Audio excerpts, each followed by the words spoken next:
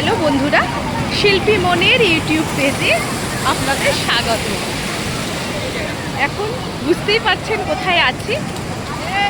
এখন সমুদ্র স্নান চলছে। সকালবেলা খুব ভোরবেলা উঠেছিলাম, আজকে 4টের সময় উঠে 5টার মধ্যে মন্দিরে গিয়ে পুজো দিয়ে এসেছি। পুজো দিয়ে আসার পরে তারপরে একটু ব্রেকফাস্ট করে এখন বেরিয়ে পড়েছি।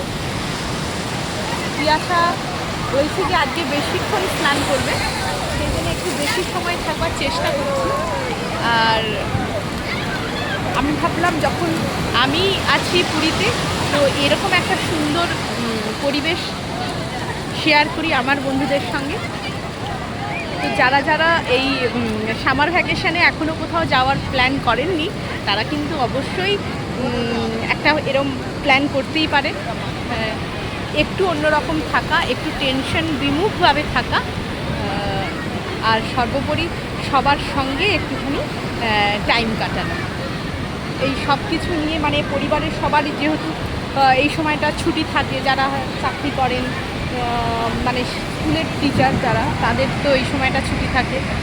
আর অন্যান্য প্রফেশনে কখন মানে একটু ছুটি নিয়ে, বিশেষত যেহেতু এই সময় বাচ্চাদের ছুটিটা থাকে, তো সেক্ষেত্রে এই সামার ভ্যাকেশনটাকে কিন্তু কাজে লাগানোর দরকার আছে।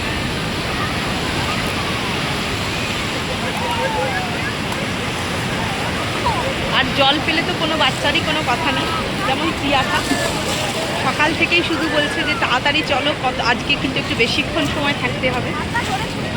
তাই ও ওর বাবার সঙ্গে ঢেউ ভাঙাতে ব্যস্ত, আর আমি এই সমস্ত অভিজ্ঞতাটা শেয়ার করছি আপনাদের সঙ্গে।